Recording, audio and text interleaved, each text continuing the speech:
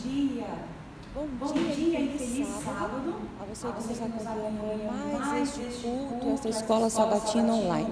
Nós agradecemos a tua presença, já aproveitamos para convidar você a compartilhar esta live para que mais irmãos possam assistir esta bênção de culto que será hoje.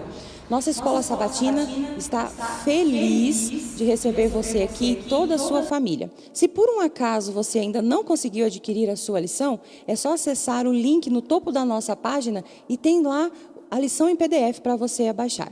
Seja bem-vindo e continue conosco aqui em mais um estudo da tua palavra. Fazendo uma oração, vamos conversar um pouco com Deus? Eu convido você aí onde você está a fechar os seus olhos para que nós possamos falar com o nosso Deus nesse momento. Oremos. Senhor Jesus, nós estamos hoje reunidos, mesmo que por meio da internet, porque nós queremos aprender mais sobre Ti, Senhor. Nós viemos aqui hoje estudar a Tua Palavra. Senhor, nós te pedimos que envie o Teu Santo Espírito para que Ele seja o nosso professor. E que assim, Senhor, nós possamos crescer cada vez mais no Teu conhecimento. Fica conosco, Senhor, dá-nos um bom sábado na Tua presença. Dá-nos a certeza da Tua presença. Em nome de Jesus, amém.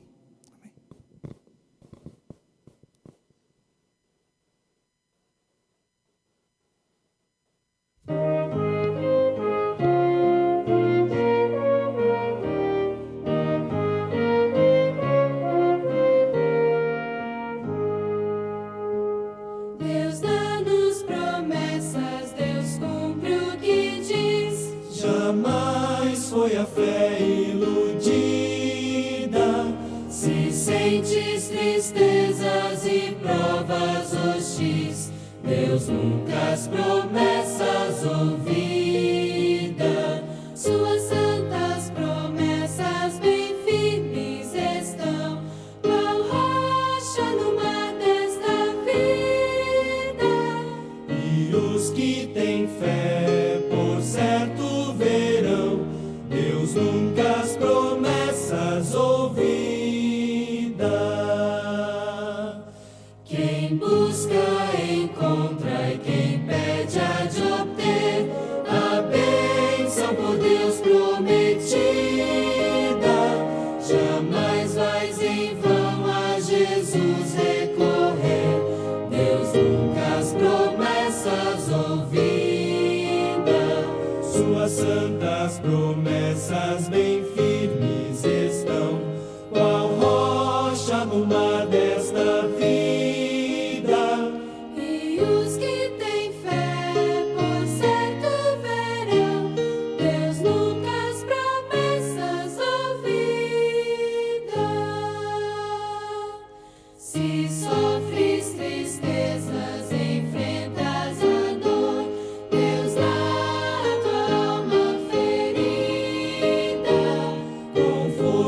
descanso, palavras de amor, Deus nunca as promessas ouvida. Suas santas promessas bem firmes estão, qual rocha no mar desta vida. E os que têm fé, por certo verão, Deus nunca as promessas ouvida. Se laços estreitos a morte romper, em Cristo haverá nova vida. E nossos queridos iremos rever, Deus nunca as promessas ouvida. Suas santas promessas bem firmes estão, qual rocha no mar desta vida. Fé, por certo verão, Deus nunca as promessas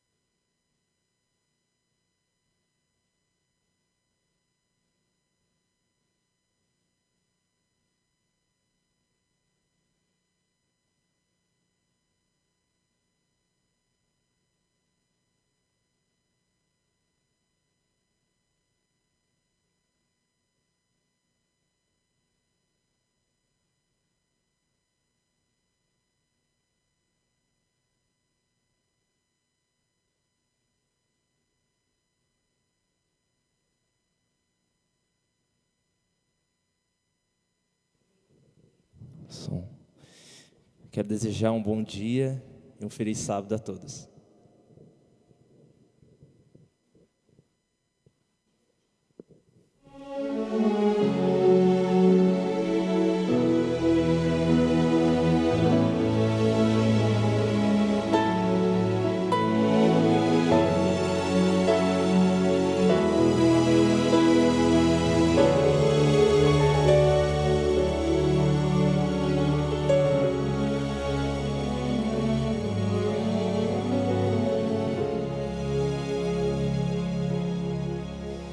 Quando o vento do Espírito soprar, uma chama viva vai aparecer. Nossos filhos e filhas irão profetizar. Nossos velhos sonharão e a igreja mudará. Quando a comunhão for a arma principal e a rotina desses nossos dias sair do seu normal, descerá sobre nós o fogo do Espírito. Viveremos nossos dias e Jesus Cristo vai voltar. Por que será que ainda não aconteceu? Por que razão não temos fogo para queimar?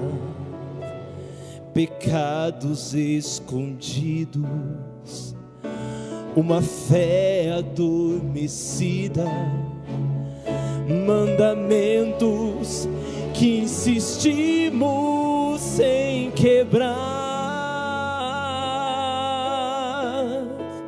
Por que será? Por que razão? Temos tudo nas mãos, mas não há fogo no altar.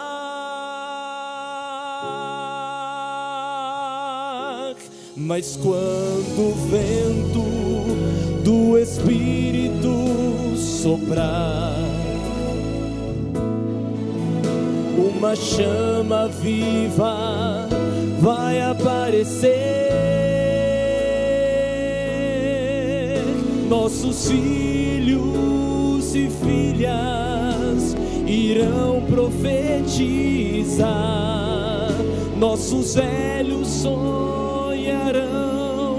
e a igreja mudará. Quando a comunhão for a arma principal e a rotina desses nossos dias sair do seu normal, descerá sobre nós o fogo do Espírito. Viveremos o Evangelho e Jesus Cristo vai voltar. Viveremos o Evangelho e Jesus Cristo vai voltar.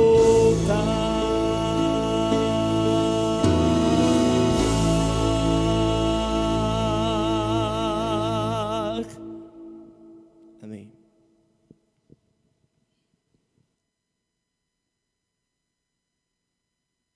Bom, vamos ao nosso estudo, então, da lição. Bom, infelizmente, nessa era pós-moderna, a Bíblia tem sido amplamente interpretada por lentes de filosofias que questionam tanto a sua inspiração quanto a sua autoridade. E, na verdade, a Bíblia é vista meramente como ideias de seres humanos que viveram numa cultura relativamente primitiva e que não podiam compreender o mundo como nós o compreendemos hoje. Ao mesmo tempo, o elemento sobrenatural foi minimizado ou mesmo tirado de cena, transformando a Bíblia em um mero documento que, em vez de ser a visão de Deus acerca do homem, tornou-se a visão do homem acerca de Deus. E o resultado é, para muitos, a Bíblia se tornou amplamente irrelevante em uma era de pensamentos darwinistas ou filosofias modernas. No entanto, rejeitamos completamente essa posição. Em vez disso, no Novo Testamento, nós percebemos a maneira inspirada de ver toda a Escritura ao estudarmos a maneira pela qual Jesus e os apóstolos compreendiam o Antigo Testamento, a única Bíblia que eles tinham na época. Perguntas como eles se relacionaram com as pessoas, lugares e eventos descritos? Quais eram as suas superposições e, consequentemente, métodos de interpretação? Nessa semana, nós vamos estudar esses pontos específicos, percebendo os equívocos de homens não inspirados, cujas suposições levaram apenas ao ceticismo e à dúvida sobre a palavra de Deus. A gente tem aqui hoje convidado conosco Samuel Oliveira, que estuda teologia, e também o Edivaldo Neto, que estuda história. E tudo a ver, né? Teologia e história, justo com o que nós estamos estudando na lição da Escola Sabatina. O batismo de Jesus, ele foi realizado por João Batista e marcou o início do ministério do Salvador. Após este evento, Cristo foi levado pelo Espírito ao deserto da Judéia, onde em sua condição humana mais fraca, acabou sendo tentado por Satanás. Pensando nisso, vamos então à nossa primeira pergunta. Como foi que Jesus se defendeu, né, dessas tentações de Satanás no deserto? E o que a gente pode tirar disso de lição para a nossa vida? Eu gostaria de fazer uma pequena introdução aí, que você colocou 2 pontos importantes, que é a questão minimalista. Existe um pensamento minimalista da Escritura Sagrada, que é o pensamento de que se você não tem detalhes minuciosos sobre a Bíblia, não tem como acreditar nela. Esse pensamento surgiu, como você já mencionou, um pensamento pós-moderno, precisamente ali no período do Iluminismo. Então, assim, como é que funciona esse pensamento minimalista? Você chegou a falar. Já por outro ponto, o minimalismo acreditava assim, olha, não basta falar que existia um profeta chamado Isaías, é necessário ter alguma prova de sua existência. Mas perceba, se a gente for pensar desse ponto de vista, tudo é passivo de crítica. É necessário colocar que até mesmo a historiografia, que é colocado como ciência, por Mark Bloch, que foi um escritor, escreveu um livro chamado Apologia da História, até mesmo a história é passiva de questionamentos. Vou dar algum exemplo. A gente já ouviu falar muito de Sócrates, filósofo, mas não existe nenhum documento historiográfico que comprove o seu martírio e a sua existência. Os únicos relatos que a gente tem é a partir dos seus discípulos.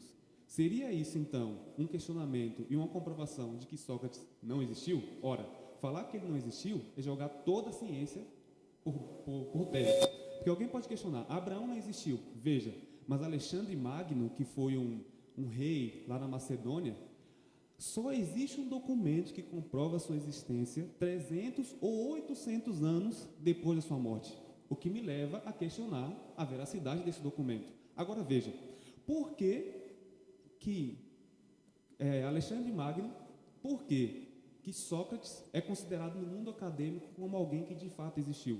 E por que Abraão e Isaías não pode ser considerado alguém como de fato existiu?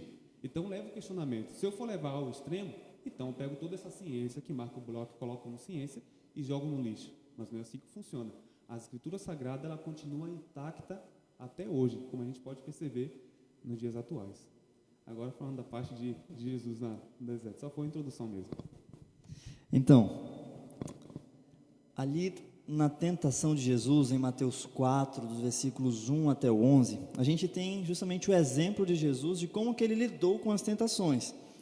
E a gente pode ver que, embora Jesus fosse Deus, ele tinha toda a autoridade para falar o que ele quisesse, ele podia falar qualquer coisa que não estava escrito e teria autoridade, porque ele era Deus, seria coisa boa que sairia dali.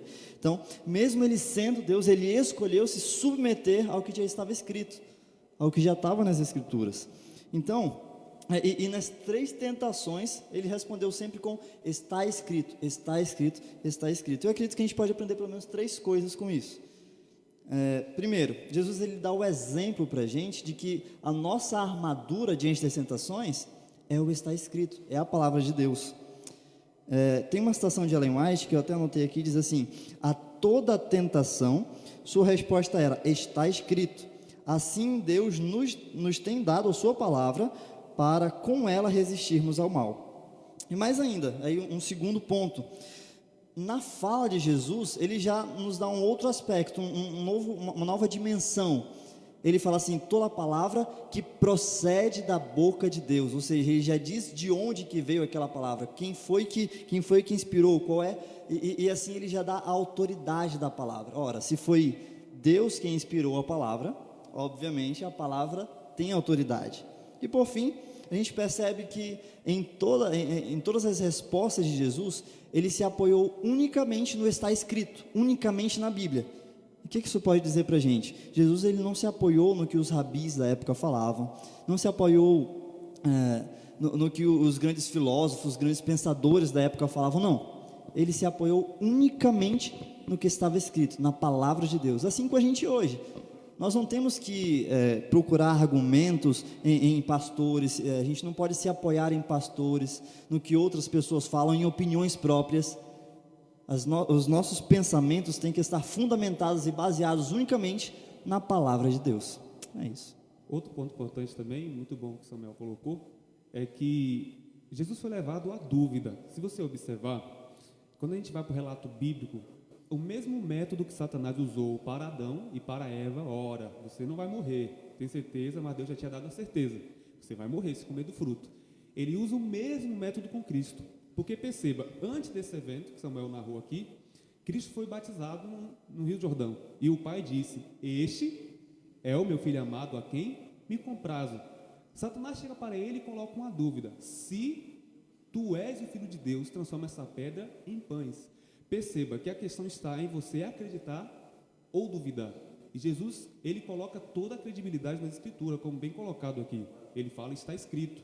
Porque ele se toca, olha, o Pai acabou de dizer que eu sou o Filho. E vem uma pessoa perguntar, se tu és o Filho de Deus? Então ele coloca a certeza na palavra de Deus. Nesse mundo que a gente tem hoje, entra a questão da fé. Nós devemos acreditar que a Escritura Sagrada, assim como Cristo acreditou, de fato ela procede da boca do Senhor. Ok, vamos agora então à segunda pergunta, que seria, qual a visão de Jesus acerca da lei de Moisés? Como Jesus interpretava isso, porque a sociedade na época interpretava de uma maneira diferente. Bom, há quem diga que Jesus veio para dar uma nova lei, uma nova aliança que está totalmente desconectada com o que tinha no Antigo Testamento. E há quem diga que faça essa separação. O que vale para a gente hoje é só o Novo Testamento e o Antigo Testamento já passou. Mas se nós formos parar para prestar atenção no que o texto está dizendo, essa separação não existe. Não existe essa dicotomia entre o que está sendo ensinado no Novo e o que está sendo ensinado no Antigo Testamento. O próprio Jesus, lá em Mateus, no capítulo 5, ali no Sermão do Monte, entre os versículos 17 e 20, o próprio Jesus fala que ele não veio para abolir a lei, ele não veio para descartar a lei de Moisés, mas ele veio para explicar, para explorar um pouco mais essa lei. Na verdade ele fala assim, eu não vim abolir, eu vim para cumprir, no sentido de preencher. Ele veio atender aos reclamos de uma lei que nós não conseguiríamos, que nós não conseguiríamos atender. Então, ele não veio para abolir essa lei. Um pouco mais para frente, lá em Mateus 22, aparece um Jesus que agora fala assim, não, a lei se resume em amar a Deus e amar ao próximo. E há quem diga que Jesus está colocando coisas novas, que também não é bem assim. Se nós formos procurar lá no Antigo Testamento, isso eram coisas que já eram ditas, por exemplo, em Deuteronômio no capítulo 6, versículo 5, e em Levítico 19, no versículo 18. Então, Jesus não está colocando coisas novas agora. Ele está se fundamentando novamente no Antigo Testamento, na lei de Moisés, para explorar mais e explicar melhor o significado daquela lei. Então, Jesus não descarta a lei. Como que ele se relaciona com a lei? Ele não descarta a lei. Ele explora mais ainda o significado dessa lei. É como se ele estivesse ampliando. Você percebe ali, É como se Deus pegasse os dois principais mandamentos, como mencionou aqui em Levítico 19, amar a Deus sobre todas as coisas, ao próximo como a ti mesmo, e ele fala assim, vou deixar mais claro, vou transformar esses dois principais mandamentos em 10. Aí Jesus chega no Novo Testamento, parece que o povo não estava entendendo nem os 10. Aí ele falou bem assim, agora eu vou pegar os 10 e vou explicar mais detalhadamente. Então, se a gente parar para pensar, Jesus Cristo, ele ampliou a lei, muito pelo contrário, ele não veio para destruir, ele ampliou mais ainda. Então, aqueles que argumentam que a lei dada ao povo de Israel, a questão muito pesada, passando desse ponto de vista, ou dessa lógica, parecendo que no Antigo Testamento, no Novo Testamento, parece ser mais pesado ainda do que o Antigo Testamento. Porque se você observar, no Antigo Testamento fala que não deve adulterar. Jesus fala que só em olhar para a pessoa já está cometendo adultério. Então perceba que Jesus Cristo ele veio para ampliar a lei e não para revogar, como Samuel bem colocou aqui. Tá certo.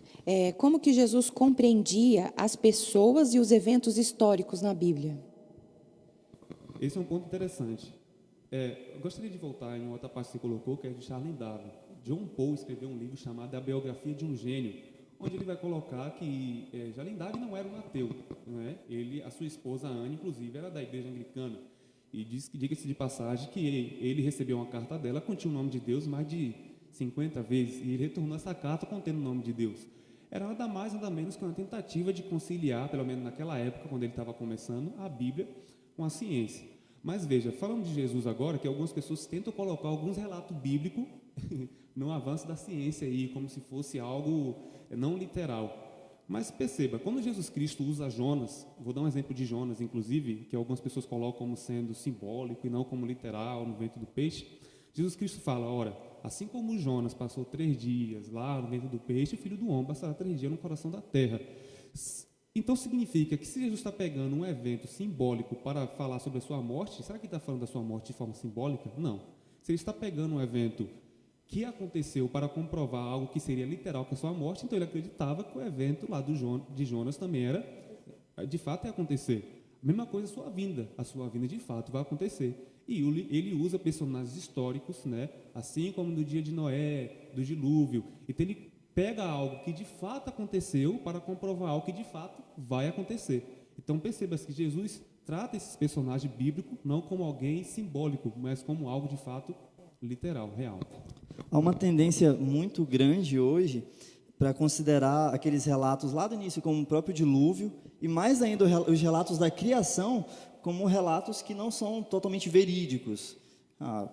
Aconteceu de algum outro jeito ali, aquilo dali é uma historinha, enfim, mas que não são relatos reais da forma como realmente aconteceu.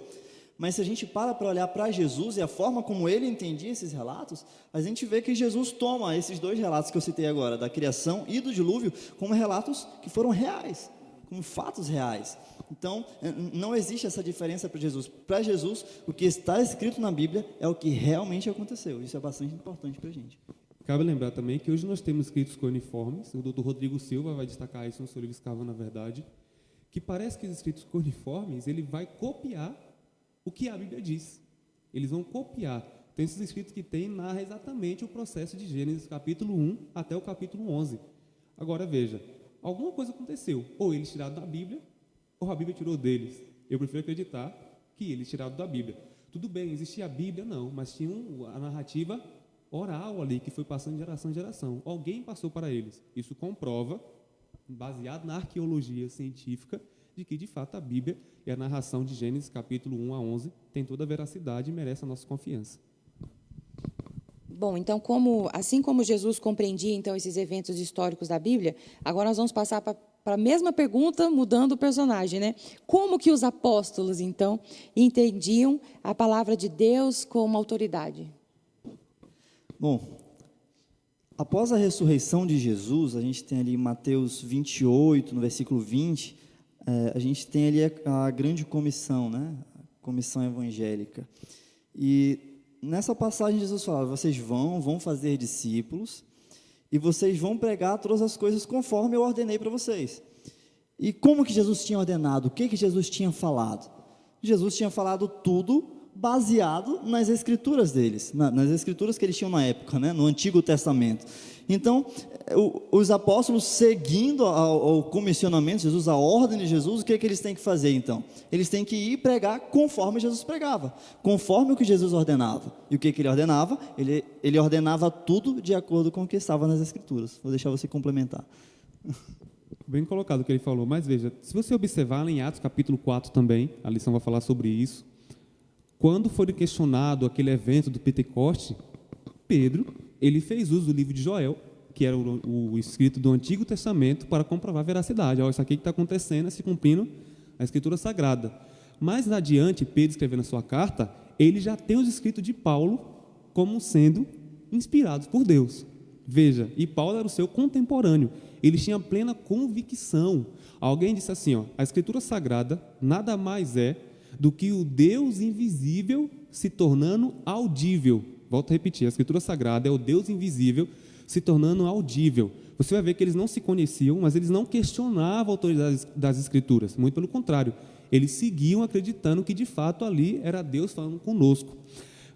Tem uma citação de Ellen White, eu gosto muito de falar, dentro desse contexto do estudo da palavra, se encontra um livro Educação, na página 37, que ela vai dizer o seguinte, que os mistérios da Bíblia, longe de ser um argumento contra ela mesma, torna-se a maior evidência de sua inspiração. Então, os apóstolos tinham a Escritura Sagrada como sendo a maior autoridade da palavra de Deus. Qual é a nossa maior autoridade hoje? Não os escritos de Ellen White. O nosso próprio declaração de crença, o Nisto Cremos, declara lá, no capítulo 1, que a nossa maior autoridade é a Escritura Sagrada. Nós continuamos afirmando que a Escritura Sagrada é a nossa maior autoridade. Outro ponto interessante é que a nossa sexta crença continua afirmando que nós acreditamos em um relato literal de uma criação. Então, tal como Cristo e os apóstolos, nós continuamos acreditando na autoridade das Escrituras. A gente tem uma coisa que eu acho muito interessante, tanto em Jesus quanto nos apóstolos. A gente vê Jesus, em dado momento, ele comparando o que estava escrito pelo narrador de Gênesis, ele compara o que estava escrito como sendo a própria voz de Deus. E aí, quando a gente chega um pouco mais na frente, ali no livro de Atos, quando a gente vai falar dos apóstolos, a gente vê ali em Atos 4, 25, e também em Romanos 9, 17, que os apóstolos também viam assim. Então tem uma identidade muito grande entre o que a Bíblia diz, entre o que o narrador da Bíblia diz e a própria palavra de Deus. Isso mostra para a gente que tem uma identidade muito grande entre a voz do profeta e a própria voz de Deus. Olha só, eu acho isso muito interessante para a gente. Bom, nossa última pergunta é bem detalhada. Vamos lá, então. Muitos estudiosos bíblicos modernos vão tão longe em seu ceticismo que chegam a negar verdades bíblicas, como nós estávamos falando. Rejeitam a criação literal de 6 dias e aceitam bilhões de anos de evolução. Eles recusam um Adão sem pecado em um mundo perfeito. Eles repudiam o dilúvio universal. Eles rejeitam a existência literal de Abraão. Eles negam a história do Êxodo. Contestam os milagres de Jesus, incluindo até mesmo a sua ressurreição. E rejeitam a profecia predita em que os profetas revelam o futuro e, às vezes, com séculos ou milênios de antecedência. O que estas conclusões revelam sobre o que ocorre quando pessoas duvidam da autoridade e da autenticidade da Bíblia, e como ajudar essas pessoas a compreender a verdade? Muito boa pergunta, excelente pergunta. Bom, acontece que se eu começo a olhar para a Bíblia e imagino que certas partes são boas, que certas são de Deus e que outras partes são apenas de homens, invenção da cabeça das pessoas, de alguns homens do passado aí, eu começo eu abro a possibilidade para eu escolher o que é relevante para mim e o que não é relevante para mim. Então, eu vou olhar e aquilo que me convém, eu vou acreditar como tendo vindo de Deus. Aquilo que não me convém, foi só algum cara do passado aí que escreveu, isso não é para mim hoje, isso não se aplica para mim hoje. Só que ao ler a Bíblia dessa maneira, eu estou entendendo a Bíblia de uma forma diferente daquela que Jesus e os apóstolos entenderam a Bíblia. Eles não entenderam assim, muito diferente, eles entenderam a Bíblia como toda a Bíblia sendo inspirada por Deus, como toda a Bíblia sendo, o que a gente falou ainda agora, como toda a Bíblia sendo a própria voz de Deus. E se a Bíblia é a voz de Deus, ela tem toda a autoridade sobre todas as áreas da minha vida. Eu não posso escolher partes que melhor me convém, que fazem mais sentido para mim. Toda a Bíblia tem que ser aplicada na minha vida. Como que eu posso ajudar as pessoas? Bom, a Bíblia diz que sem fé é impossível agradar a Deus. É impossível você chegar a Deus sem fé. Mas eu posso tentar mostrar para essas pessoas, pela Bíblia, que Deus é o autor das Escrituras. A partir do momento em que a pessoa entende que Deus é o autor de todas as Escrituras, então, automaticamente, se Deus é o autor, eu tenho que obedecer. Se Deus é o autor verdadeiro e não homens, a Bíblia tem autoridade sobre a minha vida. A Bíblia tem autoridade sobre mim. Outro ponto interessante também que a gente tem que destacar é que mais as pessoas falam isso, de alguma forma eles acreditam na Bíblia. Só tentam distorcer o que Samuel colocou. Eles acreditam, mas a colocar a Bíblia, vai colocar os pontos que eles querem acreditar. Mas a gente tem várias narrativas que comprovam a veracidade da Bíblia. Eu posso citar Flávio José, que tem um livro chamado História dos Hebreus, precisamente na página 853, onde ele comprova a existência de Cristo. Ele é um historiador, ele fala, porque viveu naquela época ali. A revista Veja, de 2015, se não me falha a memória, de abril, narrava que 92% das pessoas no Brasil acreditavam na ressurreição de Cristo e o fator principal eram os escritos do apóstolo Paulo. Então, veja, por mais que algumas pessoas podem questionar, a Bíblia passou por séculos, ela continua intacta até hoje. E as profecias não mentem. A gente vê aí eventos históricos acontecendo que já vêm lá do passado. Ora, se a gente tem coisa lá do passado que a Escritura já falava há muito tempo atrás, por que a gente vai atualizar? Será que todo mundo tem que pegar toda a Bíblia, muda aí para a gente falar, coloca aí a palavra coronavírus para dizer que a Bíblia está dizendo isso? É impossível isso. Então, se a Bíblia, passando por uma crítica textual, ela é muito antiga, já falava de coisas que estão acontecendo hoje, vale acreditar que de fato ela é inspirada por Deus. Foi muito bom estar com vocês, né? Eu agradeço por estar aqui com vocês, participando desse momento maravilhoso que é aprendendo a palavra de Deus. Não sei se Samuel quer falar mais alguma coisa antes de a gente orar. Também só quero agradecer pela oportunidade de estar aqui com vocês, compartilhando um pouco mais sobre o que a Bíblia tem para nos dizer e aprender um pouco mais sobre a voz de Deus. Podemos orar? Oremos. Bom Pai Celestial, a nossa gratidão porque nós temos a Tua palavra como lâmpada para os nossos pés e luz para o nosso caminho. A Tua palavra, ela serve de ânimo para a nossa vida, ela vem de acordo com a nossa necessidade, com o nosso coração. E te pedimos que o Senhor nos ilumine com o poder do Santo Espírito, para que possamos ter mais vontade de estudar a Tua palavra e praticá-la também. Abençoa as pessoas que estão nos ouvindo, abençoe seus familiares, cuide de cada um de nós e dá-nos a Tua paz. Seja conosco durante esse sábado. Nós te suplicamos em nome de Jesus. Amém.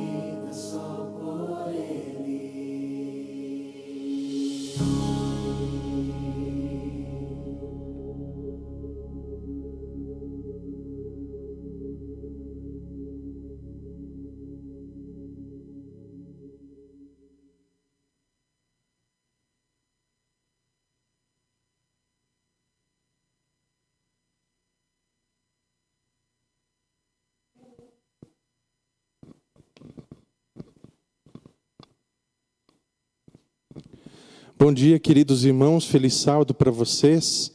Uma alegria estar falando com cada um de vocês nesta manhã. Neste momento eu gostaria de apresentar para vocês uma pesquisa que nós precisamos da ajuda de vocês para que nos respondam. Como que será feita essa pesquisa? Nós estaremos enviando ela para vocês por link através do WhatsApp de vocês. Nós vamos entrar em contato, nós vamos estar mandando uma mensagem mais tarde para cada um no privado, não no grupo, ok? E nós estaremos enviando. Ela é uma pesquisa de evangelismo. E quando você receber esse link, que vai ser do Google Forms, que é uma plataforma virtual online do Google para pesquisas, como essas pesquisas que você recebe de vez em quando. Você, na primeira sessão, você vai preencher os seus dados. Existem alguns dados que são obrigatórios, outros não. Como, por exemplo, o seu e-mail não é obrigatório. Mas, se você quiser, você pode fornecer. Ok? Os dados obrigatórios, eles estão marcados com um asterisco vermelho. Ok? E também não é possível passar para uma pergunta seguinte sem que isso seja marcado. Em seguida, nós temos algumas perguntas, como por exemplo, quero que meu filho seja preparado para o batismo? Sim ou não? Você só vai marcar uma dessas alternativas aí. Ou, estou realizando estudos bíblicos para um número X de pessoas. Você não vai escrever algumas, você não vai escrever nenhuma, ou você não vai escrever muitas. Você vai colocar um número inteiro que seja igual ou maior do que 1, ok? Então essa é uma série de perguntas. Algumas delas você vai colocar uma quantidade e outras você vai marcar sim ou não. Nas perguntas 7 e 8, elas são o seguinte: tenho familiares ou tenho amigos não adventistas na região para serem batizados. Na região é aqui na nossa localidade. A região aqui onde está a igreja do Jacarandá, ok? Não adventistas para serem visitados. Então você vai marcar sim ou não. Caso você marque sim nessas duas afirmativas, você vai, nas perguntas seguintes, fazer uma relação com os nomes desses amigos. Mas você vai colocar apenas o primeiro nome deles, ok? Apenas o primeiro nome deles, para que nós comecemos a desejar orar por eles. E na pergunta ainda anexo da pergunta 9, tem uma outra que seria se você conhece algum ex-adventista que mora aqui também na nossa região. E você vai fazer a mesma coisa, vai colocar o seu primeiro nome ali. E aí você vai colocar ao lado, ele está afastado, ou ele ou ela é interessado, já estudou a Bíblia, mas ainda não chegou a tomar nenhuma decisão. Na pergunta 9, você vai dizer por quantas pessoas você deseja estar orando. E na última, a número 10, tem uma série de alternativas. São mais ou menos 15 alternativas com as quais você pode selecionar quantas você quiser, em relação a como você deseja nos ajudar ao longo desse ano. Se é com louvor, com ministério musical, se é com controle de Bíblia, se é com coordenador de interessados, se é com visitação, se é equipe de contato telefônico, enfim, você mesmo vai estar marcando aqui, ok? Então, quando você receber esse link, receba, o abra e preencha essa pesquisa. Você só vai precisar de alguns minutos para fazer isso. Que Deus abençoe a cada um de vocês. E neste momento, eu gostaria de estar orando com cada um de vocês. Senhor nosso Deus, nós te agradecemos pelas bênçãos, pelo sábado. e por este momento de culto. Também, Senhor, que a Tua presença continue a se fazer presente, tanto aqui conosco, como nos lares de cada um dos nossos irmãos, e também aqueles que estão nos assistindo neste momento. Independente da situação, seja boa ou ruim, que o Senhor esteja ao lado deles, que o Senhor os abençoe, e que eles, cada um, tenha um sábado feliz em Tua companhia. Abençoe o prosseguimento das atividades nossas aqui, em nome de Jesus. Amém, Senhor.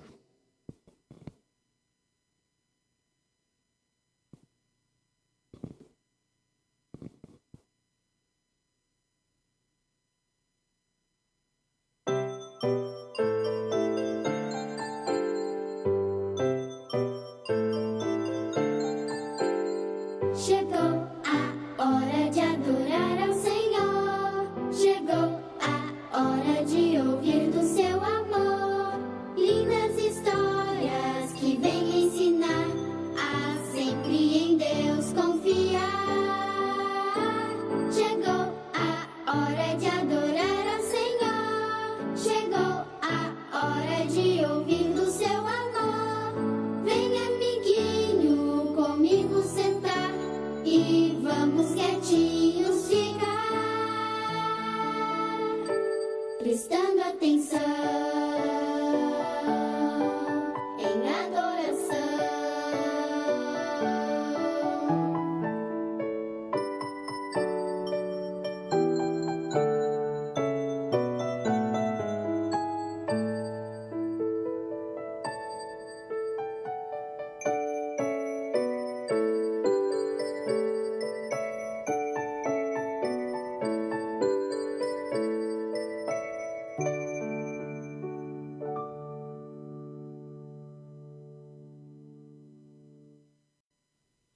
Olá, amiguinho! Olá, amiguinha! É sempre bom estarmos juntos e melhor ainda, estarmos juntos para estudarmos a palavra de Deus. Eu estou aqui com a minha Bíblia e sabe, a minha Bíblia diz que Deus tem regras especiais. Além das regras que temos aqui na Bíblia, na palavra de Deus, aqui existe histórias, várias histórias. Histórias de bichos pequeninos, histórias de pessoas, de grandes homens, grandes heróis, verdadeiros heróis. Existem histórias de animais maiores, de homens grandes e até de monstros. A Bíblia traz histórias incríveis e traz lições maravilhosas. A lição que Jesus quer nos ensinar hoje diz assim: regras de maior grandeza. Regra de maior grandeza. Deus, preocupado com o seu povo, ele disse para o seu amigo Moisés: Moisés, eu mesmo escrevi com o próprio dedo, em tábuas de pedra, uma mensagem que eu quero que você leve para o meu povo. Então ele escreveu os 10 mandamentos em tábuas de pedra. Porque naquela época não existia outro material com facilidade para se escrever. E o povo entendia que era esse material. E sabe de uma coisa? Moisés obedeceu. E olha que interessante, Deus preocupado com o seu povo, sabendo que eles precisariam saber, entender como adorar a Deus, como servir a Deus e como amar o seu próximo, Deus escreveu as regrinhas de sobrevivência, as regrinhas de adoração. E as tábuas da lei são divididas então em 2 partes. E isso tem um significado importante. A primeira parte vem falando, ensinando o povo e ensinando a mim e a você a amar ao nosso Deus. Como adorá-lo, como servi-lo, que não podemos substituí-lo, que ele é o único Deus a quem devemos adorar. A segunda parte vem falando como é que nós devemos lidar com o nosso irmão, com o nosso próximo, como nós devemos conviver. Vejam só, que Deus sábio, que Deus maravilhoso, preocupado conosco Ele criou regras para nós conseguirmos sobrevivermos bem. E aqueles que adoram a Deus, eles são pessoas mais tranquilas, que procuram fazer a vontade de Deus. Que apesar de ter problemas, eles buscam respostas em Deus, na palavra de Deus. E por mais que aconteça não na vida, são pessoas de paz, de bem. Interessante, né? Quando nós pensamos em João 14, verso 15, a minha Bíblia, ela vem falando aqui, você pode abrir a sua Bíblia também. Abre aí. João 14, verso 15, ele vem falando o seguinte: se eu amar a Deus, obedecerei aos seus mandamentos. Vamos fazer com gestos? Assim, ó. Se eu amar a Deus, obedecerei aos seus mandamentos. João 14, 15. O que significa isso? Hoje, pensando em regras de maior grandeza, a primeira parte da regra que eu falei para vocês, dos 10 mandamentos, ela vem falando sobre o amor a Deus. Na época que Deus entregou as regras, os 10 mandamentos para o seu povo, havia alguns vizinhos do povo de Deus que eles gostavam de adorar ídolos. Algumas pessoas faziam postes ídolos, faziam estátuas, pegavam objetos de ouro e adoravam e se curvavam e faziam daqueles objetos seu Deus. Só que aqueles deuses que eles criavam, eles tinham boca, mas não falavam, tinham ouvido, mas não ouviam. Ou seja, eles eram um objeto lá que não respondiam às orações que o povo fazia. Já o povo de Deus, eles tinham um Deus verdadeiro, que estava sempre com eles, acompanhando em tudo que eles iriam fazer. E esse Deus verdadeiro do povo de Israel é o mesmo Deus que pode ser o meu Deus e o seu Deus. É o Deus criador de todas as coisas. E o Deus que criou a mim e a você. E você pode escolher adorá-lo. Você pode escolher colocar esse Deus, o Deus do céu, em primeiro lugar na sua vida. Eu gosto muito de ter este Deus maravilhoso na minha vida. Conversar com Ele todos os dias. Eu gosto de amar esse Deus, mas não porque eu sou boazinha, não. Eu amo porque Ele me amou primeiro. E sabe, eu quero que esse Deus seja o primeiro na minha vida sempre. E eu gosto de pensar que Ele, sendo o primeiro, eu não posso ter outras coisas como Deus na minha vida. Às vezes acontece de nós termos algumas coisas que a gente dá mais valor do que o amor ao nosso Deus. Isso não está correto. A Bíblia diz, a Bíblia Sagrada conta que o nosso Deus deve ser o primeiro. Então, o que acontece? João 14, 15 diz o quê? Se eu amar a Deus, obedecerei aos seus mandamentos. Certo? Então, se eu amo a Deus, eu não vou colocar outras coisas no lugar de Deus para ser o Deus na minha vida, para ser o mais importante na minha vida. Então, eu fiquei pensando, será que tem alguma coisa que eu tenho feito de mais importante, que eu tenho colocado de mais importante na minha vida, que não é o Deus verdadeiro? Se isso estiver acontecendo, eu preciso melhorar. Eu preciso mudar isto. Será que é o meu talento? Será que é o meu dom que eu estou colocando em primeiro lugar? Deus deve ser o primeiro. Será que é um brinquedo dos meus sonhos que eu estou colocando em primeiro lugar, no lugar de Deus? A Bíblia diz que nada pode substituir o lugar de Deus. O que eu tenho feito será? Será que eu tenho feito alguma coisa que está substituindo o lugar do meu Deus?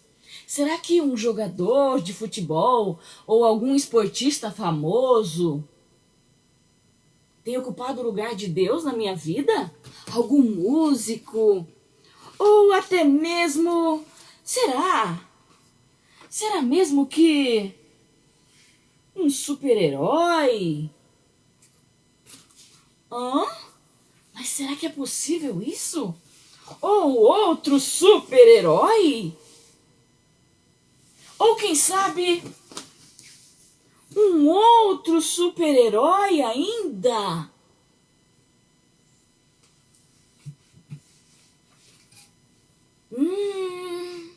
Será que super-heróis daqui são super-heróis de verdade? Será que jogos? Será que o meu celular tem ocupado o primeiro lugar na minha vida e os jogos? O que será que eu tenho feito na minha vida? Será que o nosso Deus verdadeiro tem sido o primeiro? É um caso para pensar. Será que um brinquedo especial? Ou até mesmo um tênis de marca, um calçado de marca? O que eu tenho feito será? Como está o meu coração? Será que o meu coração está preocupado com outras coisas aqui da terra e não com amar a Deus verdadeiramente e colocá-lo em primeiro lugar na vida? Sabe? A Bíblia Sagrada diz que nós devemos adorar ao Deus verdadeiro. E a Bíblia ensina os primeiros mandamentos. De um lado dos 10 mandamentos, está ensinando a cada um de nós como nós devemos amar o nosso Deus. Pensando nisso, nada pode substituir o lugar de Deus. Nem mesmo a minha vaidade, nem mesmo uma roupa de marca ou calçado de marca. Nada, nem super-heróis daqui, porque o super-herói maior é o nosso Deus eterno. Ele sim tem o direito de ser chamado de super-herói, porque ele merece toda a honra e todo o louvor. Vamos repetir o verso? Se eu amar a Deus, obedecerei aos seus mandamentos. Onde está escrito? João 14:15. Que Deus te abençoe, criança. Que você possa pensar a respeito disso e colocar Deus em primeiro lugar. Desta maneira, estudando a palavra de Deus diariamente, você saberá como honrar a Deus e obedecer aos seus mandamentos. Feche os seus olhos. Ore comigo. Deus de amor, nós te agradecemos, Senhor, por essa mensagem maravilhosa. Essa mensagem que o Senhor nos deu, mensagem de amor, ensinando-nos a amar-te verdadeiramente, a te colocar como o nosso primeiro, o nosso Deus verdadeiro em nossa vida. Nos ajude, Pai. Ajude as crianças que estão assistindo nesse momento. Ajude também os pais, os familiares, os vizinhos, todos eles, que eles possam entender que nada pode ocupar o lugar do Deus verdadeiro, do Deus criador de todas as coisas, o Deus que nos fez. Pedimos que o Senhor abençoe cada família onde essa história chegou. Que o Senhor cuide de cada criança e abençoe cada uma delas, cada um de nós. Em nome de Jesus, agradecemos também. Amém.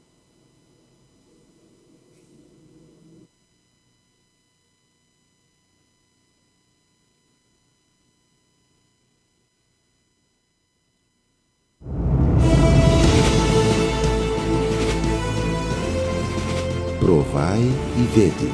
História de hoje: coração aquecido.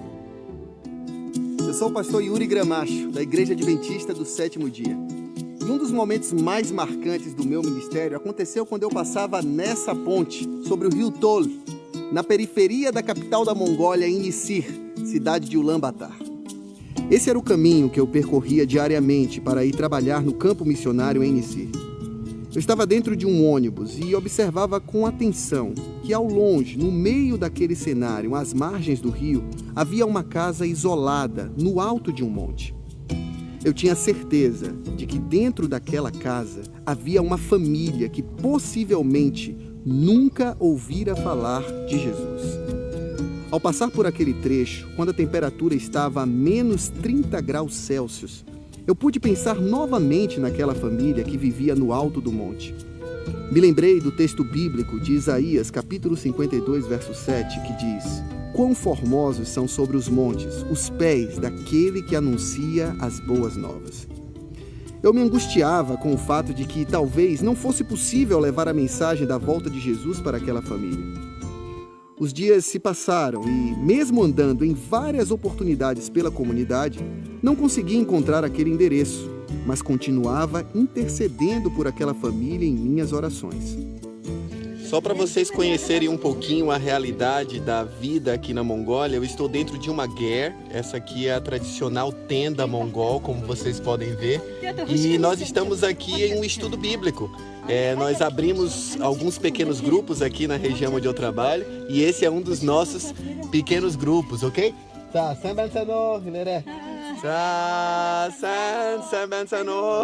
Nós iniciamos então uma campanha evangelística naquele lugar, promovendo atendimentos médicos gratuitos, cursos diversos como aulas de inglês, corte e costura e palestras sobre vários temas, incluindo o alcoolismo. Nós recebíamos uma média de 80 pessoas num pequeno galpão alugado. No meio daquelas pessoas, uma senhora de aproximadamente 80 anos se destacava por estar presente todas as noites do evangelismo, assentada logo na primeira fila. Os seus olhos brilhavam ao ouvir pela primeira vez em sua vida a história da cruz. Foi então que eu me aproximei dela, me apresentei e soube que se chamava Yandin. Dias depois, ela mesma me convidou para fazer-lhe uma visita em sua casa. Após 30 minutos de uma longa caminhada sobre as ruas cobertas de gelo, eu pude ver que ela vivia naquela casa que há tanto tempo eu buscava encontrar.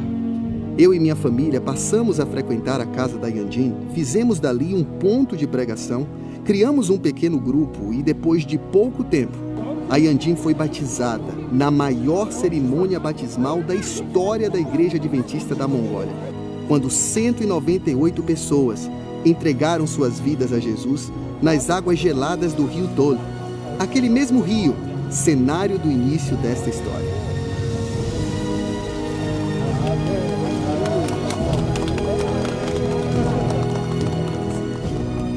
Meu querido irmão, minha querida irmã, as missões mundiais têm nos proporcionado histórias de milagres maravilhosas. E é por isso que nós contamos com a sua fidelidade nos dízimos e nas ofertas, para que possamos continuar com essa obra missionária tão importante nos confins da terra. E agora eu quero convidar toda a igreja a participar desse momento especial de adoração através dos dízimos e ofertas. Borhan taneger bolegever, boltogar, amtsatsga, utsetsge. Provai e vede.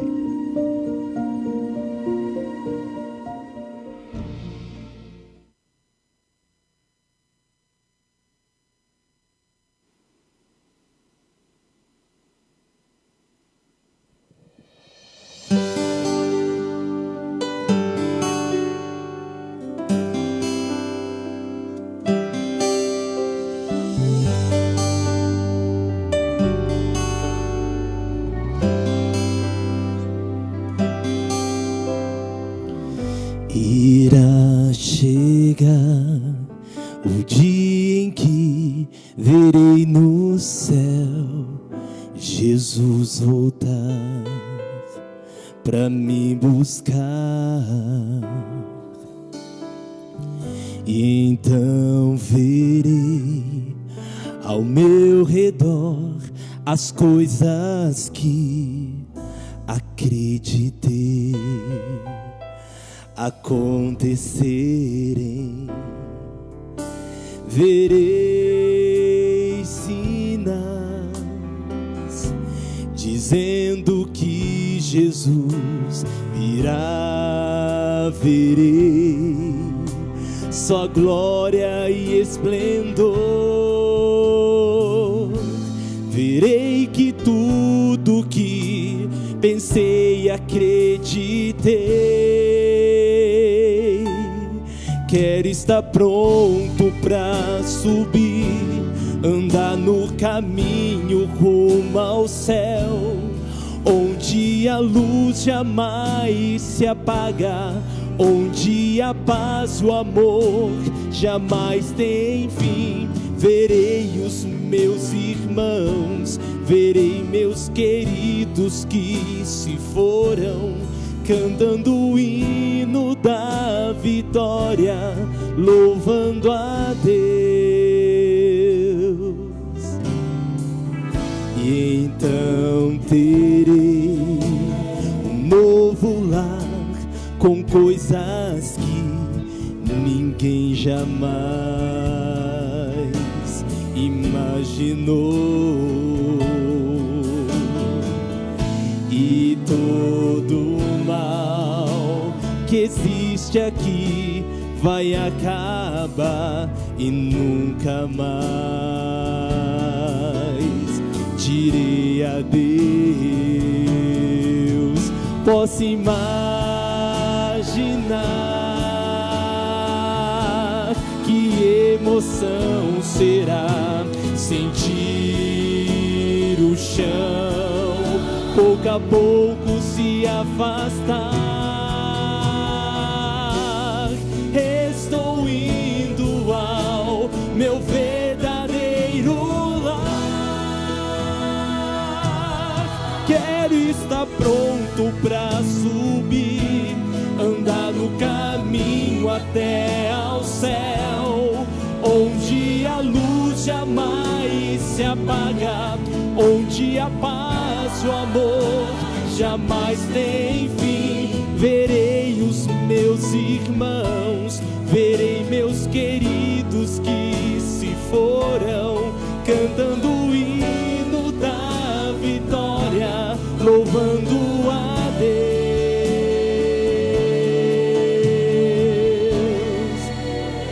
louvando a Ti, Senhor.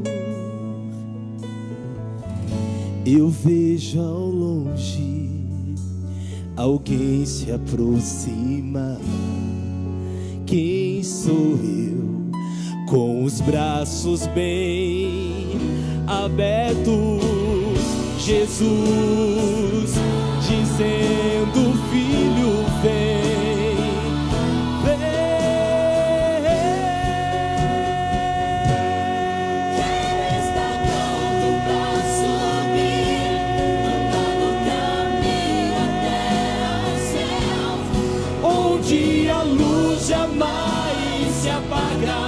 Onde a paz, amor, jamais tem fim. Verei os meus irmãos, verei meus queridos que se foram, cantando o hino da vitória,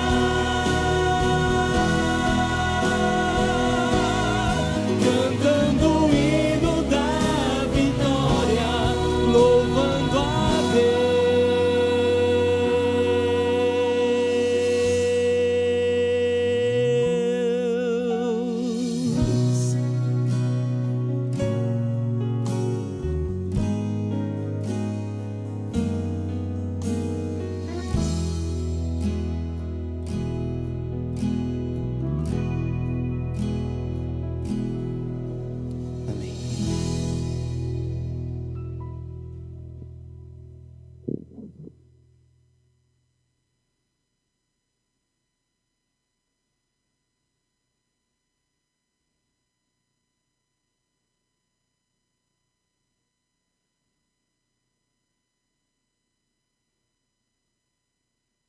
Bom dia, bom sábado a todos, que prazer receber você aqui, que bom que você está conosco.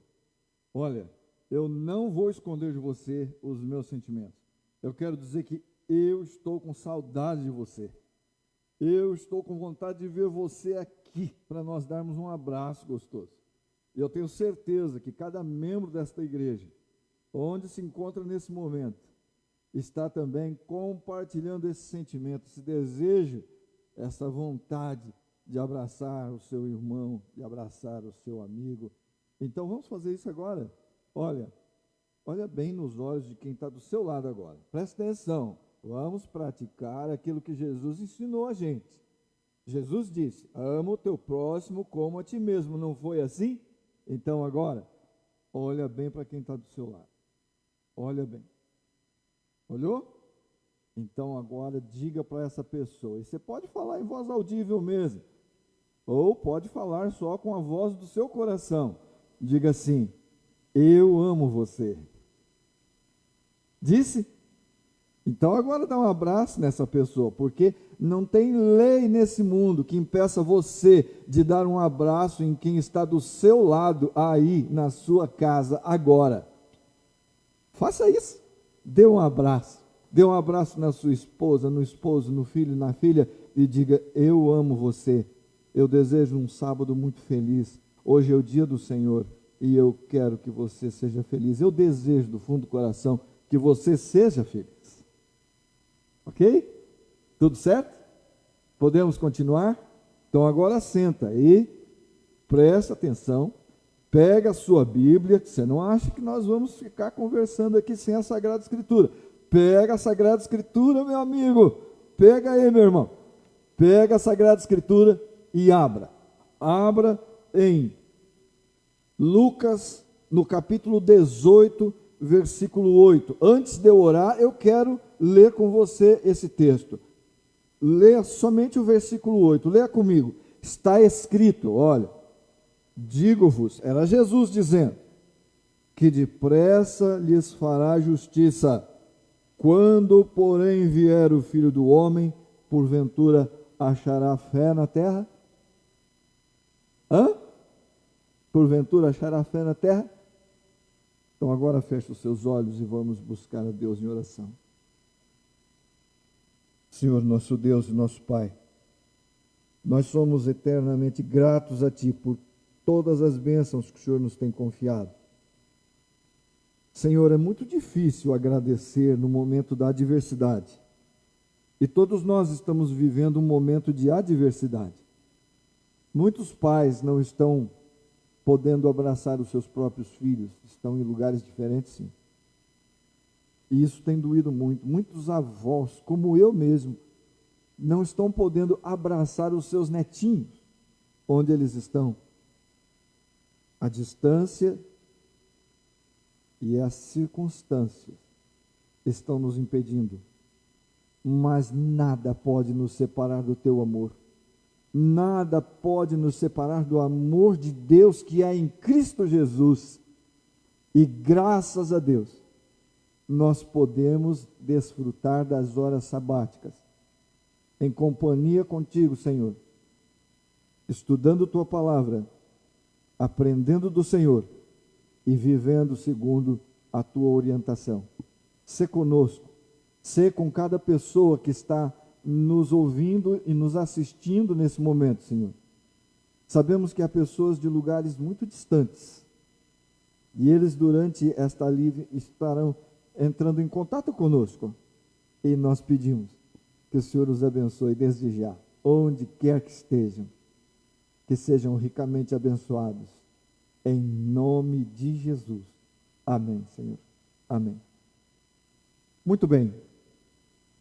Eu gostaria de conversar com vocês um pouquinho sobre esse tema que é: achará fé na terra? E com base nisso nós vamos falar a respeito da inspiração da palavra de Deus. Antes eu gostaria de exercitar a memória com você.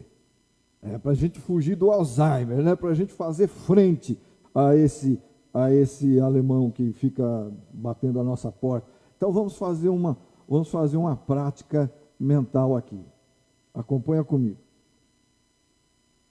Eu sei que assistindo conosco estão nossos irmãos adventistas, estão nossos irmãos batistas, nossos irmãos da Assembleia de Deus, nossos irmãos católicos. Há muitas pessoas nos acompanhando. Se eu for citar o nome das pessoas que me disseram que estariam acompanhando, eu vou ser injusto com a maioria.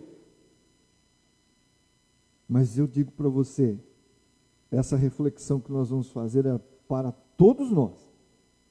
Eu gostaria que você se lembrasse do dia do seu batismo. Ok? Lembra do dia do seu batismo? Pois é. Lembra que maravilha que foi quando nós, depois de termos estudado a Sagrada Escritura, de termos conhecido o maravilhoso amor de Jesus através da Sagrada Escritura, o sacrifício que Jesus fez por nós na cruz do Calvário, nós decidimos entregar a nossa vida a Deus, o nosso coração, a nossa vida toda a Ele. E então, nós descemos as águas batismais.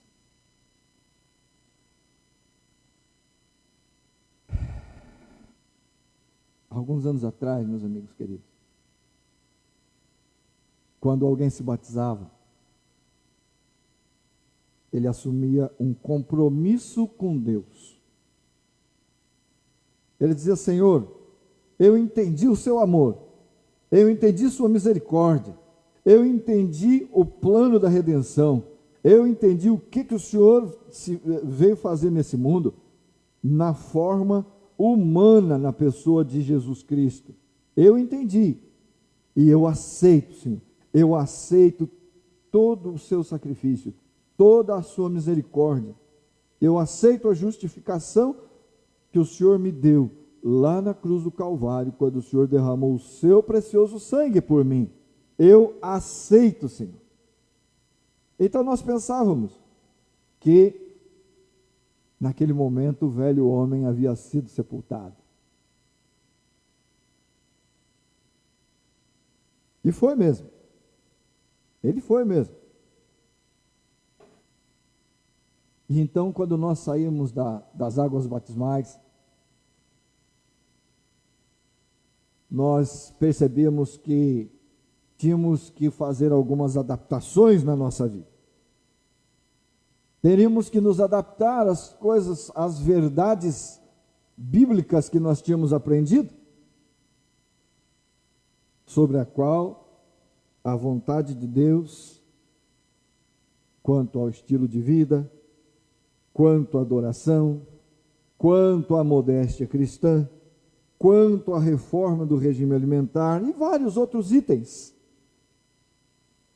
Com essa mudança comportamental, aplicando a famosa lei da ação e reação de Isaac Newton, mudavam-se algumas coisas também na nossa vida. Por exemplo, o corte de cabelo, a forma de pentear os nossos cabelos. Mudava também a nossa forma de nos vestir. Nós cobríamos mais o corpo. As mulheres trocavam os adornos pela simplicidade natural da beleza. Mudava o dia de adorar. Não mais cinemas e teatros, e sim aos cultos, às atividades da igreja. E em resposta a isso, algumas coisas desagradáveis aconteciam. Por exemplo, as pessoas daquele círculo de amizades que nós tínhamos, elas passavam a nos julgar de forma diferente e acabavam se afastando de nós. Muitas vezes pais, parentes, amigos se afastavam de nós e nós passávamos a fazer parte de um novo grupo com interesses afins. O novo crente respirava uma nova atmosfera leve e suave. Se punha diante do mundo, diante do próximo, diante de Deus, de uma forma diferente, mais distante do mundo e mais próximo de Deus. Logo, para onde ele ia, ele era reconhecido. Ali vai um crente, pelos demais que não faziam parte do seu grupo religioso, por parte daqueles que não se pareciam mais com ele, porque ele não se parecia mais com o mundo. Era diferente do mundo. Éramos admirados e seguidos como bons exemplos. Amávamos o nosso semelhante e saíamos para compartilhar com ele as coisas, as maravilhas das bênçãos de Deus, das bênçãos do Evangelho, que eles mesmos haviam recebido. Bem, hoje a igreja está um pouquinho diferente. Observe você a sua igreja. Você, meu irmão, que é católico, eu acho que você deve perceber alguma mudança também. Talvez as pessoas da igreja, da paróquia que você frequenta, somente os mais velhos ainda conservem alguns costumes. Você, meu irmão batista, meu irmão da Assembleia de Deus, você, meu irmão adventista, talvez você esteja percebendo isso já há algum tempo, que as pessoas estão mais familiarizadas com os costumes do mundo, a caridade, o amor ao seu semelhante, aquele desejo sincero quando se dizia bom dia. Havia no coração um desejo sincero de que aquela pessoa realmente tivesse um bom dia. Será que é assim hoje?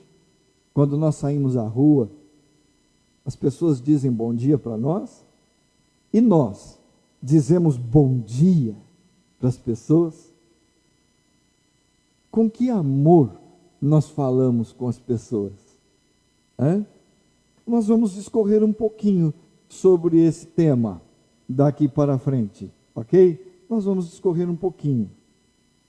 Você pode ler comigo o que está na tela para você agora.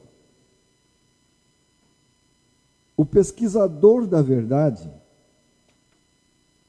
tanto deve precaver-se contra o engano dos falsos profetas ou ensinadores, como contra sua própria falta em não reconhecer os que são verdadeiros. Há em nossos dias uma avalanche de informações, meus irmãos, e um crescente desânimo em investigar a autenticidade dessas informações que nós recebemos. Preste atenção no contexto que nós estamos vivenciando.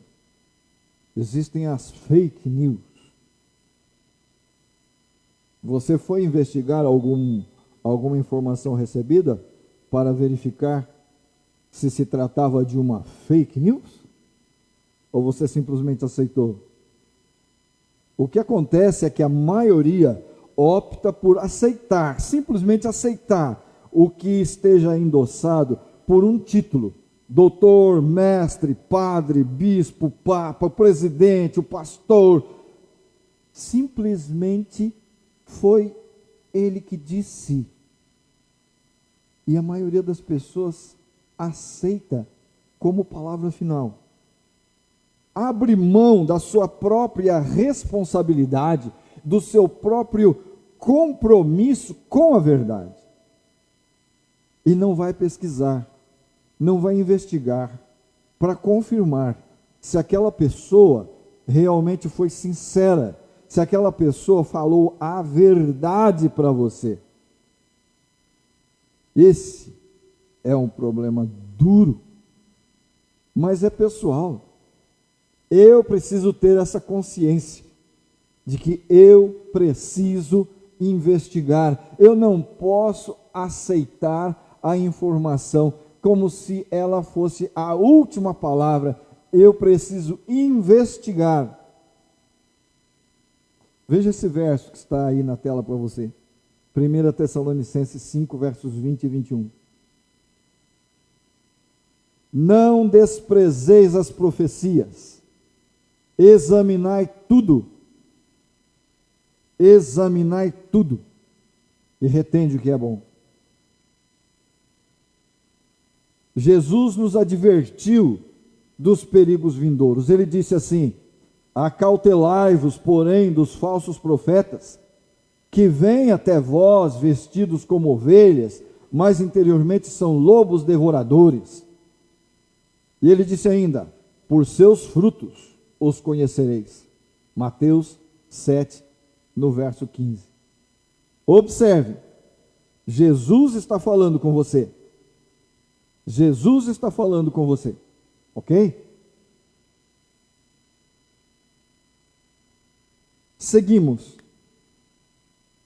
O nosso dever, a nossa responsabilidade é nos acautelar desses falsos profetas.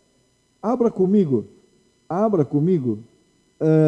em 2 Pedro, abra sua Bíblia, em 2 São Pedro, no capítulo 2 e no versículo 1. Veja comigo. Está escrito assim: e também houve entre o povo falsos profetas, como entre vós haverá também falsos doutores, que introduzirão encobertamente heresias de perdição e negarão o Senhor que os resgatou, trazendo sobre si mesmos repentina perdição. Meus amigos, São João 8,32 diz que nós conheceremos a verdade, que a verdade nos libertará. Agora preste atenção. Pedro, como acabamos de ler, disse que haveria falsos doutores, introduzindo heresias de perdição em nosso meio, negando o Senhor que os resgatou e nos convencendo a fazer a mesma coisa. Será de baixa importância a questão de nós sermos investigadores da palavra de Deus? Olha bem para mim. Será que é de tão pouca importância isso? Muito bem. A atenção para com os expositores da palavra de Deus. Muitos estudam a Bíblia para apoiar as suas próprias ideias. Entendeu? Está me entendendo? Muitas pessoas nos nossos dias estudam a Bíblia para apoiar as suas próprias ideias. Entende? Não deve ser esse o seu e nem o meu procedimento. Nós devemos estudar a Sagrada Escritura com a autoridade que ela tem. Com sinceridade de coração, nós devemos aceitar a mensagem que Deus tem para nós através da sua palavra. Quem somos nós, ainda que tenhamos um título de doutor, de PhD em alguma coisa? Quem somos nós para discutir a autenticidade da Sagrada Escritura? Vale aqui o princípio da obediência. Meu amigo, Deus falou, não vamos discutir, vamos cumprir, vamos obedecer. É Deus falando conosco através de sua palavra. Então vamos despertar para essa realidade. Vamos despertar. Observe que o pesquisador da verdade, ele tanto deve precaver-se contra o engano de falsos profetas ou ensinadores, contra a sua própria falta em não reconhecer, como contra a sua própria falta em não reconhecer os que são verdadeiros. E como é que você sabe que um profeta é verdadeiro? Como é que você sabe?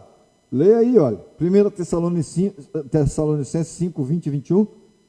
Não desprezeis as profecias. Examinai tudo. Retende o bem. Ok? É isso.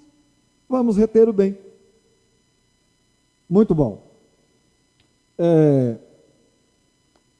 Eu tive uma experiência há uns dias atrás, mas antes eu gostaria de ler com vocês o que aparece na próxima tela, que foi o que Ellen White escreveu sobre essa questão da palavra de Deus.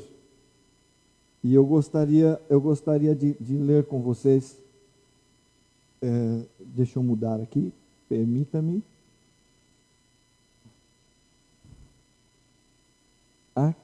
Aqui. Sobre a inspiração dos escritores proféticos, ela escreveu assim: foi também no contexto daqueles escritos iniciais sobre a reforma de saúde que ela disse: embora eu seja tão dependente do Espírito do Senhor para escrever minhas visões como para recebê-las, todavia, as palavras que emprego ao descrever o que vi são minhas. São minhas. As palavras que estão na Sagrada Escritura são do homem, mas sob inspiração do Espírito Santo. E como que nós podemos confirmar isso? Podemos ir ao estudo da Sagrada Escritura desde os originais até as traduções mais recentes. Nós podemos comparar e aprender, e nós precisamos aceitar esse princípio, que ensinaram, que escreveram, mas que o que escreveram foi da parte do Espírito Santo. Em Mateus 7,15, o Senhor disse para nós já lemos esse texto: acautelai-vos, porém, dos falsos profetas, que vêm até vós vestidos como ovelhas, mas interiormente são lobos devoradores. Por seus frutos os conhecereis. Volta naquela reflexão básica que nós estávamos fazendo no início. Você se lembra como era a igreja há 40 anos atrás, 50 anos atrás? Como o espírito de caridade era mais visível, como o amor entre os irmãos era mais visível. E eu estou me referindo a todas as religiões aqui. Era mais visível. O respeito com as pessoas era mais visível. Você se lembra daquilo? Você acha que essa involução, eu não posso chamar de evolução, mas involução, porque ao meu ponto de vista o que está acontecendo é uma regressão da qualidade espiritual da igreja. Esta regressão, a ponto de nós não vivermos mais de uma forma autêntica, da maneira como Jesus ensinou. Você imagina por que isso está acontecendo? Raciocina da causa para o efeito, tá? Raciocina da causa para o efeito. Meu querido irmão, minha querida irmã, você que nos acompanha, note isso. Devagarzinho, muitos de nós transferiu a sua confiança, que deveria estar pautada em Jesus Cristo, que deveria estar pautada na Sagrada Escritura, foi transferindo para a autoridade ou as autoridades eclesiásticas, transferindo para os títulos. Doutor fulano de tal falou, PhD fulano de tal falou. E acaba que os nossos frutos se tornaram muito parecidos com os frutos de muitas dessas pessoas, que se esqueceram que o nosso líder máximo é Jesus Cristo e que a forma como Ele se revela para nós nesse tempo de graça é a sua palavra, as Sagradas Escrituras, a Santa Bíblia. Você quer voltar a produzir bons frutos? Você quer ser conhecido pelos bons frutos que você produzir? Então, volte a sua atenção para a Sagrada Escritura e volte ao primeiro amor. Volte a amar as pessoas como a você mesmo. Volte a abraçar as pessoas. Volte a ser caridoso e a colaborar com as pessoas, porque elas também sentem fome, elas também sentem frio, elas também têm necessidade de um abraço, têm necessidade de um amparo psicológico.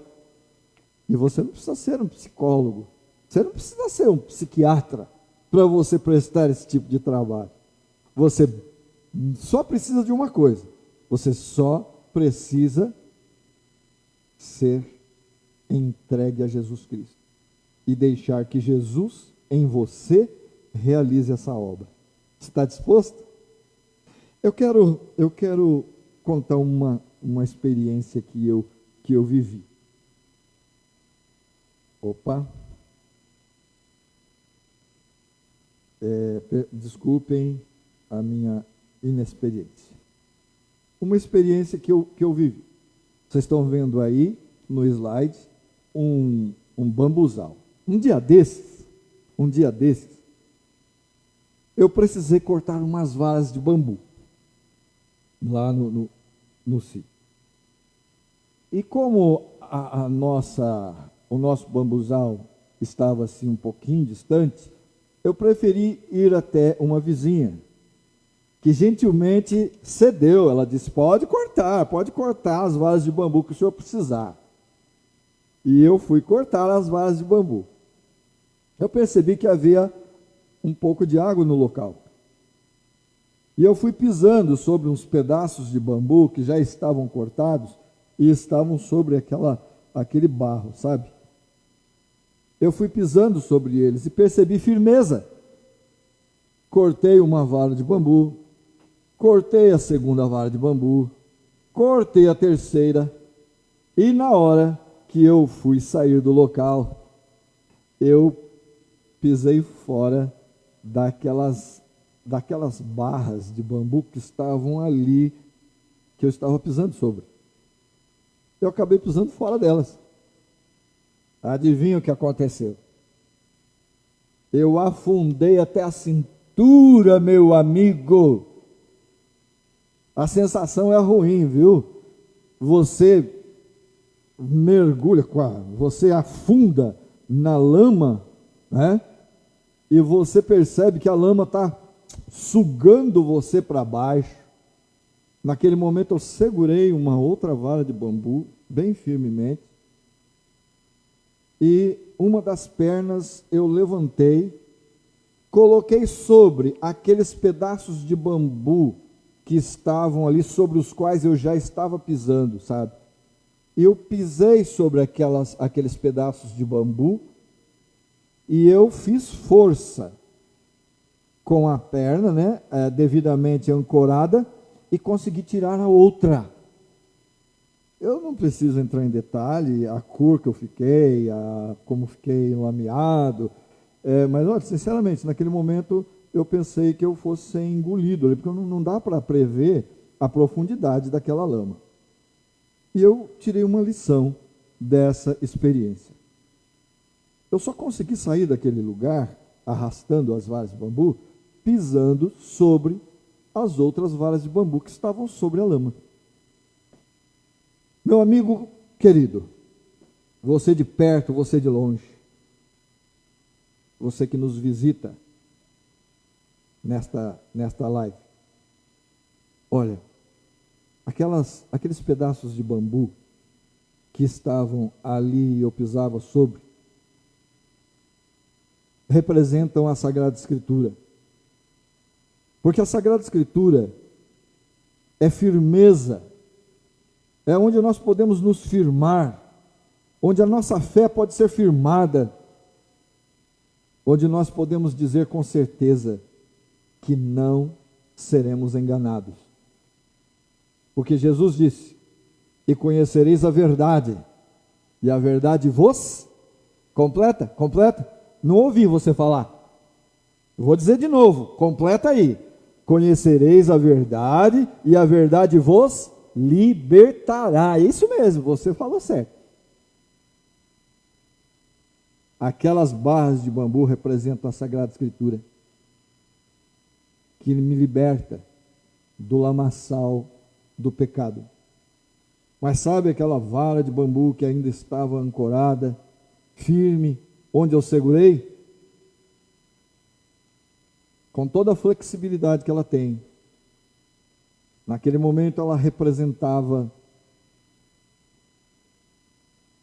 a fé que eu tenho no meu Senhor Jesus Cristo. Porque quando eu seguro nas mãos de Jesus, então eu consigo compreender que não há nada em mim que me possa justificar. Se eu olho para mim mesmo, eu não vejo absolutamente nada em mim que me possa salvar. Mas quando eu olho para Jesus,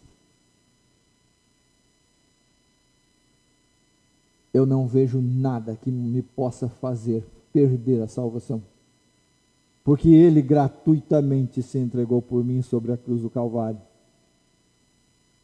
E pela graça, eu recebi a salvação. E você também. E você também. Olha, a Bíblia é a nossa salvaguarda. O nosso crescimento espiritual depende da confiança que nós temos em Deus e nos seus profetas. Entendeu? A nossa prosperidade espiritual depende da confiança que temos em Deus, da confiança que temos nos profetas de Deus. Lembre-se, segundo Crônicas 20:20, crede no Senhor vosso Deus e estareis seguros. Crede nos seus profetas e prosperareis. Você quer fazer da Sagrada Escritura uma embarcação segura para você também flutuar sobre as filosofias seculares? É a sua oportunidade. Tome sua Bíblia e respeitosamente estude-a. Antes, ore a Deus. Vamos orar agora? Aproveite esse momento para se afinar com o Espírito Santo. E continue estudando a Sagrada Escritura, na certeza de que Ele dará a você a compreensão. Abrirá a sua mente, os seus olhos e trará você aos braços de Jesus. Oremos. Nosso Deus e Pai, somos gratos a Ti por toda a misericórdia que o Senhor manifestou em nosso favor na cruz do Calvário e também em nos conceder a Sagrada Escritura, através da qual o Senhor fala conosco por meio dos seus profetas. Porque também está escrito que o Senhor Jeová não fará coisa alguma sem antes tê-las revelado através dos seus servos, os profetas. Amós 3:5. Sim, Senhor, o Senhor já nos tem revelado. Damos graças a Ti por esta bênção que é a Tua palavra em nossa vida, âncora para nós cristãos. Senhor, esses nossos irmãos que estão nos acompanhando, por favor, Senhor, abrace cada um deles. Abrace, meu Pai. Abrace o Klinger Lurente, que está tão longe, mas tão perto. Abrace o Gerson, Senhor. Por favor, abrace o Davi, abrace a Sandra, Senhor. Ó Pai, há tantos outros irmãos, o Zé Alves, a Nana. Senhor, abraça essas pessoas. Diga a elas, Senhor, que o Senhor as ama, que eu as amo também. Diga a essas pessoas que esta igreja está de braços abertos e que nós não vemos a hora, Senhor, de acabar esse período em que nós somos convidados a ficar dentro dos nossos lares. Nós não vemos a hora, Senhor, que acabe essa quarentena para nós voltarmos ao templo e adorarmos o Senhor em espírito e em verdade. Abençoa essas pessoas, meu Pai.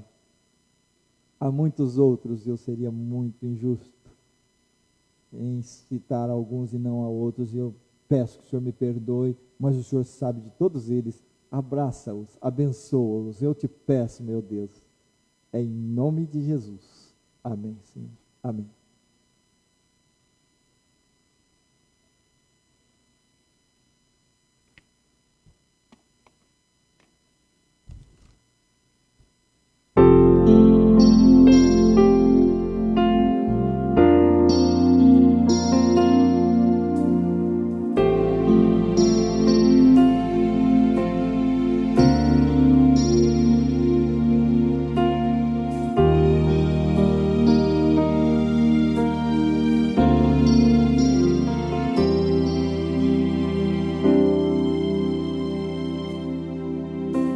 Olhando o sol se pôr no horizonte distante, contemplo o cenário ao suspirar profundamente. Sentimento sublime invade o meu viver,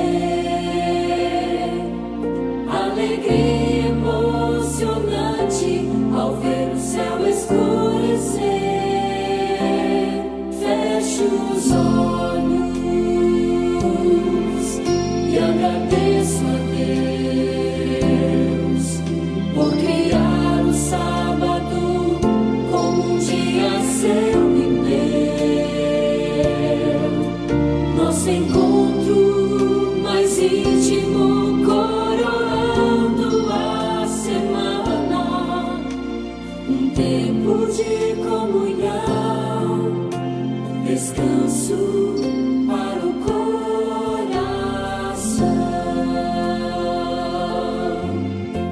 Eu ouço a brisa,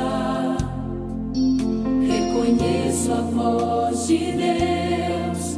Como é bom poder parar e refletir olhando o céu.